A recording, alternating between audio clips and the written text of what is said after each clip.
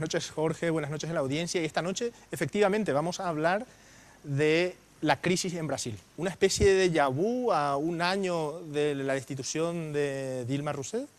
Hoy el presidente del Brasil afronta otra crisis y para hablar del tema, un experto en temas internacionales para analizar el tema con nosotros, Juan Manuel Moratal. Muchas gracias por aceptar nuestra invitación.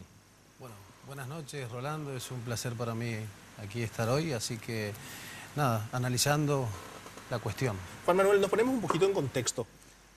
¿Qué es lo que está ocurriendo en Brasil? Porque esto parece que en realidad es como la segunda parte de la misma película, ¿no? Bueno, en realidad lo que deberíamos explicar a la teleaudiencia es que esto es parte de un contexto global. O sea, cuando nosotros hablamos del último incidente del escándalo que tiene que ver con la conversación telefónica que Michel Temer y el empresario Batista han mantenido y que fue interceptada por la justicia brasilera, que posteriormente además fue publicada por todos los medios de Brasil, en la cual en esa conversación básicamente Michel Temer daba su anuencia o habría dado su anuencia para que se proceda a dar un soborno, lógicamente fuera de cualquier poca cosa, legal. porque estamos hablando del presidente nada más y nada menos de Brasil. El presidente hoy en ejercicio de la República Federativa del Brasil, exactamente.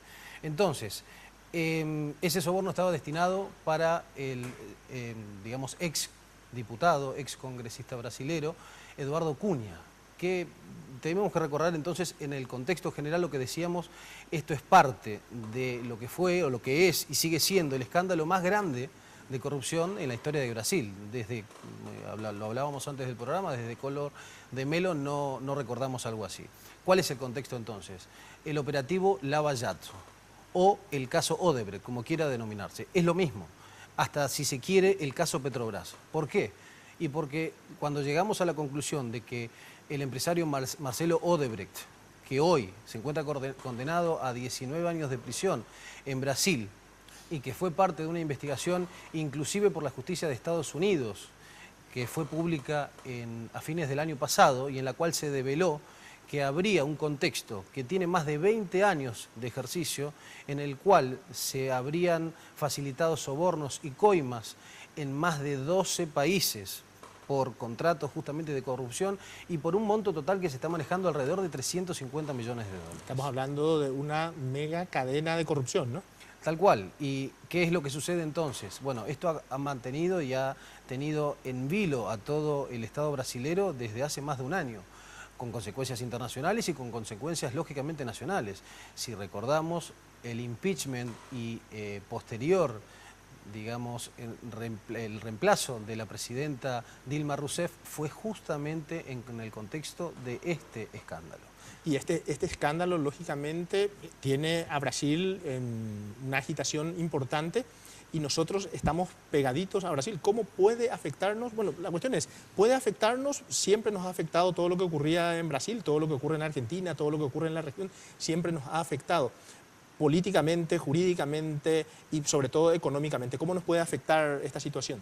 Bueno, justamente tomando esa división que es una, digamos, una división bastante elocuente de lo que podrían ser consecuencias de todo este proceso, tenemos en el campo legal, bueno, lógicamente tenemos, como dijimos, un proceso con un condenado de 19 años, posiblemente uno de los empresarios más importantes de la historia de la construcción en Brasil.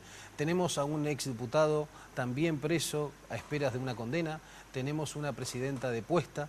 O sea, Y tenemos a otro con mucho riesgo de también seguir la misma suerte, ¿no? Tal cual. Y en el mismo contexto legal debemos recordar que hoy Michel Temer afronta 8 pedidos de impeachment dentro de su Congreso y además hay abierta una investigación y proceso en la justicia electoral brasileña. ¿Para qué? Para declarar nulos los comicios de 2014. ¿Por qué? Por justamente la declaración que hace Marcelo Odebrecht en su propia causa sobre sobornos que habrían ocurrido para acompañar y para garantizar la campaña del 2014 donde Dilma Rousseff saliera presidenta y su vicepresidente justamente Michel Temer. ¿Y a Paraguay cómo le puede afectar eso? Bueno, finalmente mi percepción de lo que ocurre hoy en Paraguay difiere un poco de lo que ha ocurrido históricamente en el país. Debemos recordar que esa famosa frase acuñada de que cuando nuestros vecinos grandes, Brasil y Argentina, estornudan, nosotros nos resfriamos, creo hoy que no es aplicable. No es aplicable, ¿por qué? Porque Paraguay ha mantenido en los últimos años, y creo yo, podremos dar un inicio más o menos cierto desde las políticas macroeconómicas instauradas por Nicanor Duarte Frutos, posteriormente y con una ideología completamente diferente, pero a la vez manteniendo políticas macroeconómicas con el mismo ministro de Hacienda, Borda. También ocurrió lo mismo con Lugo. Y bueno, y finalmente hoy en este gobierno, que al margen de los gustos de una persona, para bien o para mal, debemos, y creo que es honesto decir las cosas que realmente se han conseguido positivamente, y una de ellas es casi una política de Estado, esta macroeconomía estable, crecimiento sustentable y una política acertada, creo hoy, de la cartera de Hacienda de nuestro país, es la implantación de políticas contracíclicas.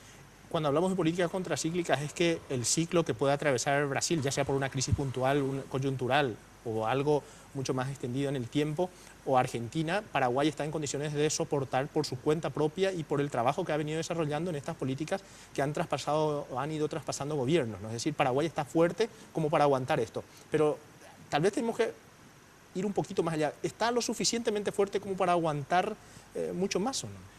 Y bueno, podemos remontarnos a la historia cercana.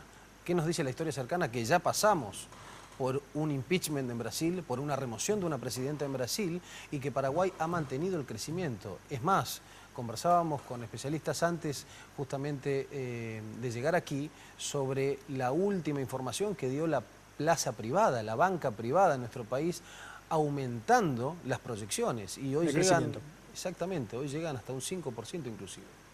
Por lo tanto, yo creo que sí, que podemos entender que Paraguay hoy se encuentra preparado e indemne en gran medida. Lógicamente siempre afecta y tenemos situaciones específicas como la de Ciudad del Este, que es una ciudad fronteriza, pero hoy nos encontramos mucho más preparados que en otro momento. Paraguay, y quiero enfocarme un poquito sobre esto, Juan Manuel. Paraguay en mucho tiempo ha venido reclamando, los diferentes actores de Paraguay, tanto en materia educativa, académicos, como economistas, especialistas en determinados sectores, políticos, parlamentarios, todos de alguna forma reclamando la generación de políticas de Estado.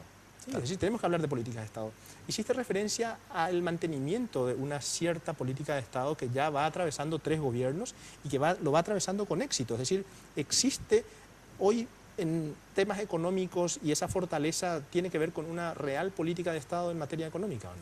Yo entiendo que sí. Lógicamente la economía es mucho más compleja y no la podemos reducir a una parte de ella, cual sería la macroeconomía. Pero Paraguay demostró, y prueba de eso es que hoy estamos prácticamente con calificación de inversión por las calificadoras internacionales, estamos a punto de llegar a eso. Justamente otro índice que nos destaca eso es justamente el crecimiento sostenido.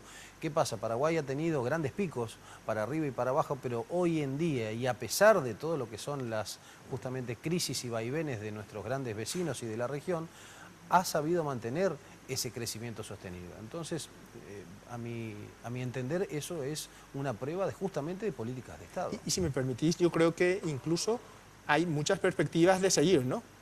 Tal cual.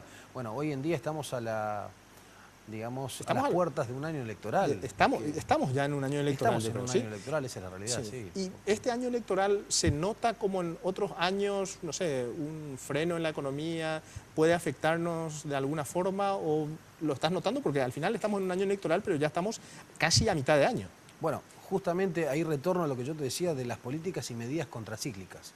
¿Qué sucede? Bueno, se ha sabido y se ha entendido que cuando hay retracción en el sector privado, en el sector internacional, el Estado es un buen momento, el Estado debe intervenir en esos momentos. Y gracias a eso hoy tenemos la obra pública que creo que se ha concentrado justamente, puede ser casualidad, puede ser algo pensado, pero se ha concentrado justamente en esta última parte del mandato. Lógicamente podemos entender entonces que las condiciones económicas en las cuales entraría serían óptimas. A modo de conclusión, Juan Manuel, ¿Cómo no? la crisis en Brasil es importante, es seria, es grande, pero Paraguay está en condiciones de pasarla. Yo creo que sí, y van a ser principalmente las consecuencias en el propio Brasil. Juan Manuel Monatal, muchísimas gracias por aceptar nuestra invitación esta noche y esperamos contar contigo en otras ocasiones para hablar de temas internacionales. Bueno, cuando quieran, ha sido un verdadero placer. Muchas gracias. Nosotros seguimos con las noticias con Jorge.